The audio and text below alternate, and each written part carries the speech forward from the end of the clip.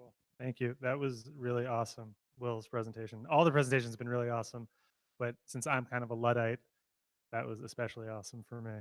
Um, anyhow, so my name is Eric, and I'm a professor and researcher at NYU. I work at the Marin Institute, and I've been working on this bus network redesign for Brooklyn for some time with my colleague Alon Levy, who's not here but is the man. So I'm just going to quickly sort of outline the presentation. You don't have to read all that, but the basic idea and the impetus for this project was sort of being frustrated with all of the sort of the litany of best practices that people talk about and sort of no actual concrete plan of how to make buses better in New York. So what we wanted to do was do something specific, you know, love it, hate it, think it's really stupid, think it's really awesome, but let's actually just get a conversation going about how do we fix buses in New York. If any of you know, bus ridership is essentially shedding passengers at a pretty alarming rate. Um, in Brooklyn, it's about 20% over the last 10 years, which is, I think, 50 million riders per year. So that's pretty dramatic. So our basic thesis is if we get the buses going faster and we enable more connectivity within the network, meaning more transfers, we can get people back onto the bus. Um, there are some cool maps that I will get to at the end, but I would be irresponsible if I didn't walk you through some of our ideas. Also, if you ever just want to interrupt, that's fine. So these are sort of the ideas that we want to translate into a very radically specific idea, sort of rethinking our streets. So this is that cool sort of tactical bus lane in Boston. This is fare cards that are much more sophisticated than the Metro card, which eventually will change. We interviewed and surveyed, I think, 363 bus operators in Brooklyn. Bus bunching, we're not into it. We want to change stop spacing, so that's not the best image ever, but those X's are cutting off bus stops in San Francisco. And then sort of if you follow bus network redesign, coverage versus sort of one-seat rides and thinking about sort of what the network should do. Those are sort of our influences. So this is just sort of, I'm not lying. Bus ridership really is in decline. Speaks for itself. Um, Sort of not totally surprisingly in New York, transit commuting is increasing, which tells you something about sort of the importance of transit still, despite the fact that ridership is declining both on buses now and subways, unfortunately. Um, this is just a list of the 5 busiest routes in Brooklyn, and you can see sort of pretty dramatic decline since 2007. The B41, which is this one over here, has sort of seen the most dramatic decline, about 30%. I have a very soft spot in my heart for the B41, so it pains me to see it struggling so much. So Alana and I were able to get bus schedules from some people. And this is just to show you that we did complicated things, I promise. You can't, it's sort of inscrutable. And then we were really influenced by what other cities have done. One of the things I think is great about working on buses, and I would encourage all of you to do it for this reason, is that it works really well in like a lot of other cities. Solving other problems is much, much more difficult because we haven't figured out how to do it. But buses, we actually do know how to fix.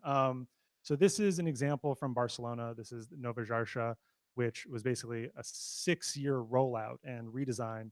And the basic influence was to sort of reduce the number of routes, encourage more transferring between buses. When they did their redesign, there was about 15% bus to bus transfer starting in 2011, 2012. The estimate for today is up to 44% of people are transferring between buses. And the reason why we want to emphasize the transferring, I hope is clear, is that it gives you more access to the network and more access to the promise of cities. And so that's why transferring is so important. And then this is just sort of a standard list of best practices, all really great stuff. This is what should get conversation started, but it can't end here. It needs to sort of be translated into something else. Okay, this is just me being obnoxious. The first thing, obviously in New York, we do have something called prepayment. And so as some of you might know, if you are stuck in a queue, dropping your Metro card, to enter, that creates an enormous amount of delay. So if you can get people to pay beforehand or tap at the back door or another door, you sort of can reduce the dwell time and speed things up. Stop consolidation, when we ended up doing our model, we found out that this actually was the biggest saver of time, which in retrospect is not that surprising, but was not what we expected when we started. Basically, if anyone knows, in Brooklyn, the average distance between bus stops is a very precise 787 feet. Of the 1,500 stops that we looked at, in our redesign, we're basically trying to go to double, to 1,500 feet. Now, there are consequences to that. There are trade-offs. It means more walking. It means more distance. You know, Samara's presentation about accessibility, this is something that we thought a lot about. And as I'll show in the maps, we sort of looked at where all the wheelchair accessible subway stations were and decided on sort of some of our cuts based on that. But it doesn't negate the point that it's still something to think about. And Alana and I are both very interested in sort of bus shelters and other sort of things that make the waiting less sort of onerous. Obviously, bus lanes are not unimportant. This is sort of the second biggest benefit. And we actually thought it would be a bigger benefit than stop consolidation, but we were wrong when we, at least from our model. This is a picture of Boulevard Montparnasse in Paris. And this is a shared bus taxi lane. But sort of the immediate thing you see is, right, it's a median running bus lane. It has physical separation over here. If any of you have been in a bus lane in New York, we have neither of those things, and our bus lanes are really shitty. Double parking, taxis, deliveries, so on and so forth. It's really awful. It's a joke. It drives me insane. I ride the bus all the time, and I'm usually just very angry. But I'm kidding. Yeah.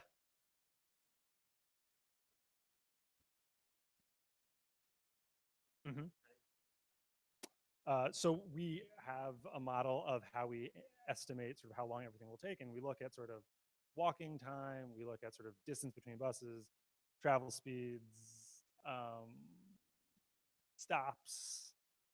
We have a formula. We have a bunch of stuff, and that's how we did it. And we actually are finalizing our report that will be published, and you can scrutinize it and tell us how stupid we are. So this is a street design for New York that never got implemented up in the Bronx.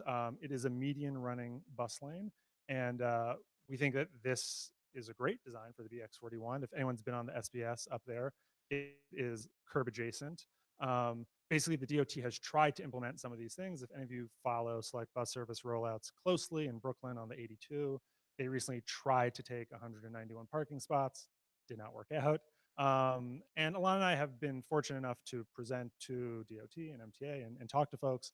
And it's very clear that it's a very political process. It's not a technical issue. People understand that bus lanes, or people who are transit planners understand that bus lanes are important. They're not stupid. It's a function of they just are not yet able to communicate effectively to communities that sacrificing 191 bus lanes for 10,000, 15, 20,000 people a day is really a no-brainer. But uh, be that as it may. And then obviously transit signal priority is sort of the techie thing that is great, and New York has it in some parts, but not really. Some cities have implemented it. Our road network in New York is a bit more complicated than other places because we have sort of two-dimensional street. We have two streets, north, south, and east, west, intersecting of sort of equal priority. And sort of how do you make some of those decisions is a challenge versus in Minneapolis, they've done this, and Jinan in China, it's usually pretty much just like one main primary street, so it's not as much of a conflict. Okay, so maps. So a friend and colleague of mine, this guy Kawan Butts, who maybe some of you know, um, is kind of like Will. He knows how to do things on computers that I don't. And so he did this network analysis. I don't know if any of you are familiar with graph theory, but sort of these measures of betweenness centrality. And this is the existing Brooklyn bus network. And those red intense blobs are the nodes and how big they are. And so betweenness centrality is essentially saying that the bigger the node, the red blob, the like more stuff is going on there. Like the more buses you can access and connect to get to more of the network. And as you can see, the Fulton Atlantic corridor for those that don't know, going east-west is very robust, and then north-south on your Bedfords, your Nostrands, your Ralph Avenue, also very robust. But there are a lot of sort of like patchy spots, Williamsburg, Greenpoint, parts of Cobble Hill and Carroll Gardens, very patchy and not uh, easily accessible Red Hook to get from sort of one part of the network to another part of the network. And that's not good in our opinion. Anyhow, I'll show you what ours looks like later. Okay, so this is our redesign network. A quick note on the colors and sort of what we're going for is that we want to have a bus come during the peak period 6 minutes or better from 6 a.m. to 10 p.m. All day. Now, that's what our red routes are reflecting. On some of the blue routes, you're going to get to under 2 minutes, 3 minutes per day. And again, the thesis that we are trying to, or our thesis is that if we can run the buses more frequently and make them more reliable, that's very important, and run more quickly, we can get people back on the bus. The green is sort of about 3 minutes. So 6 minutes is sort of the upper boundary. If any of you know about off-peak buses, we're getting rid of off-peak in Brooklyn, right? It could be 10, 20, 30 minutes. We don't think that's like something you can plan your day around. If you know about the travel behavior of bus riders, they are not the same as subway riders, right? They don't necessarily have the same jobs. They don't necessarily travel at the same time. So their needs are different. Treating them the same as subway riders is a mistake. I can get into some of like the equity income issues, but we can talk about that later. Let's get through the maps. Okay, so a big part of what I was talking about with the street redesigns is that we also need to think about making two-way streets. Having one-way pairs and couplets for our routes, meaning a bus running up First Avenue, down Second Avenue, means that you introduce more walking in certain cases, right? So thinking of the Manhattan example, and then I'll talk about this Church Avenue example, the L train stops on 14th Street and First Avenue. If you're taking the M15 uptown, beautiful. If you're taking the M15 downtown, it means you have to get off the bus at Second Avenue and 14th Street, and then walk a full avenue over to First Avenue. That is a barrier. That is making things sort of less efficient and functional. If the buses were running in both directions on First Avenue, you would eliminate that sort of bottleneck. The other thing, right, is as I mentioned, we wanted to reduce the total number of stops. And a thing that is still important is you also want to hit every bus that it intersects with, meaning you don't want to have a bus pass another bus stop without allowing someone to get off. So in order to do that, you really need to focus on the two-way. And what that ends up doing, if you look over here, right, is that the B44, which is a fantastically good bus. I'm sure many of you have been on it. It runs in this couplet, but if you just move it over to Nostrand, you eliminate the need for this stop. And the same thing for the 44 over here. So by sort of consolidating, you end up going from, let's see, one, two, I should know this, I think it's six total, down to 3 stops, right? And so the bus, the B35 on Church Avenue, gets to move much more quickly along that corridor. Okay, so I'm gonna forget all the colors, but the the gray colors means these are subway stations that are not currently accessible, which is by far most of them. The black ones are accessible, and then blue and green are sort of like in the works of becoming accessible. If any of you are familiar with the B63 bus on Fifth Avenue in Brooklyn, it's 1 block away from the Fourth Avenue subway.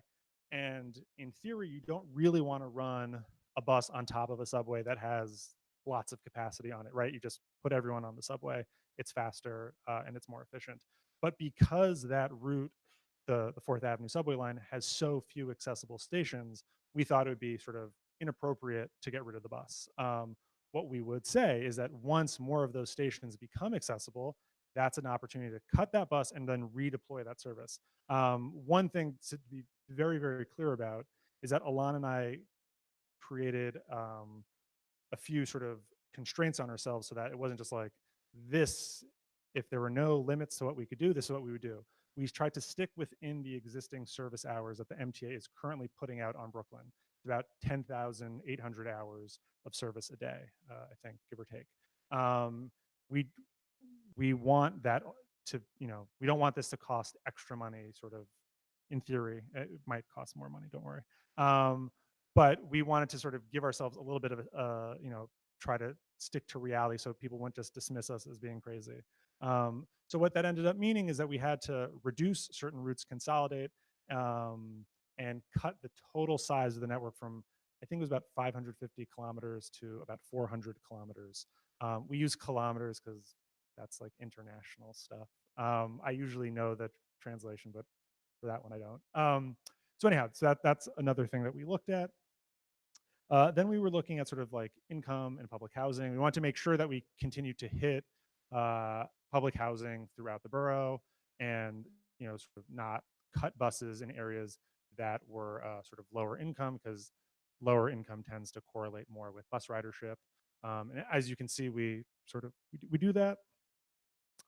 And then we sort of included points of interest, and this is like job centers. So like the biggest job centers in Brooklyn outside of downtown Brooklyn are hospitals. So we really want to make sure that we were hitting the hospitals. There's a university over here, Kingsborough Community College, another real hotbed, excuse me, of bus activity. And then those black squares are the bus depots. I won't get into that. But anyhow, yeah, so those are sort of main things that we looked at. So then this is sort of our old versus new.